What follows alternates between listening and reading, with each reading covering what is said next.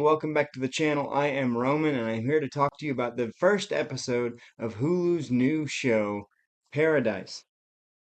This show was created by Dan Fogelberg, who has had quite the career in movies and television. He is responsible for shows like Gallivant and This Is Us, as well as being the writer of screenplays for movies like Cars, Tangled, and he's also a writer on Hulu's hit show Only Murders in the Building. So Sterling K. Brown plays Special Agent Xavier Collins, who is in charge of the president, played by James Marsden, and his security. He is his head Secret Service agent, and this episode takes place in present day as well as interspersed with a series of flashbacks where we see President Bradford, played by Marsden, offering the role of head Secret Service agent to Collins just after winning re-election. When we first see Collins in that flashback, he's a little bit stiff, but Bradford says, I want somebody that I can joke around with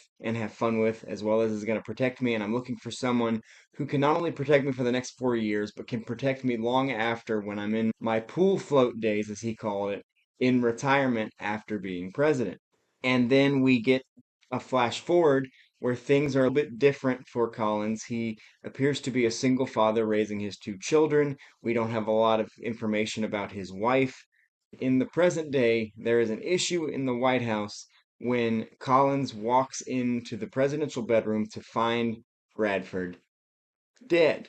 In the first episode, they try to keep it quiet, but it stays between Collins and one of his other fellow Secret Service agents known as Billy, where we're also seeing flashbacks to their first couple of years together when Bradford and Collins seem to be on good terms, but we can see over time in the episode that relationship starts to deteriorate and we don't get good information as to why.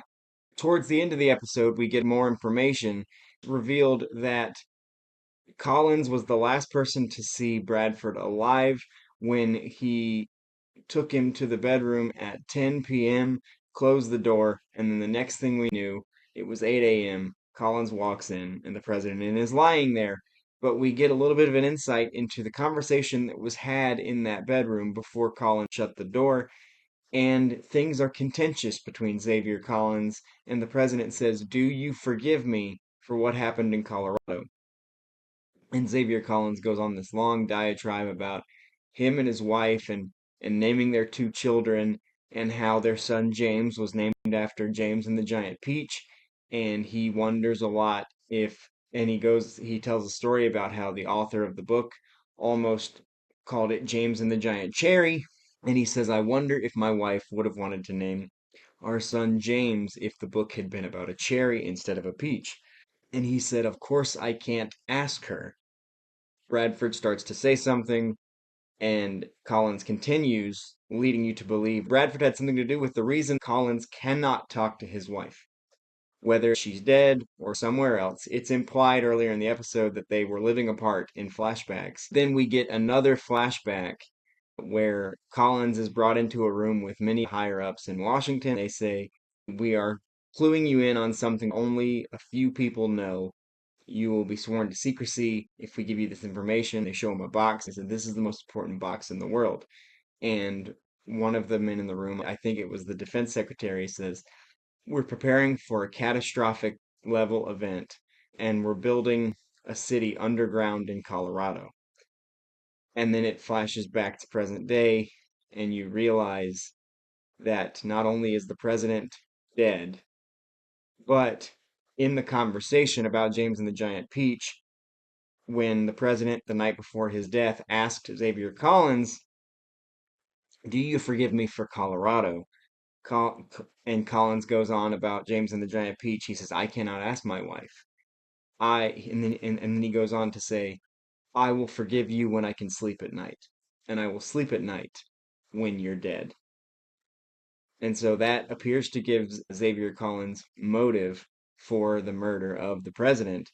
And the episode ends with Collins jogging out of the residence, running down the street, and then you see signs like cameras being put in ducks in the pond, fake ducks. You see a marquee with a light up screen on it, and then you see Xavier Collins look up to the sky, and you realize that they've been living in the underground city the whole time.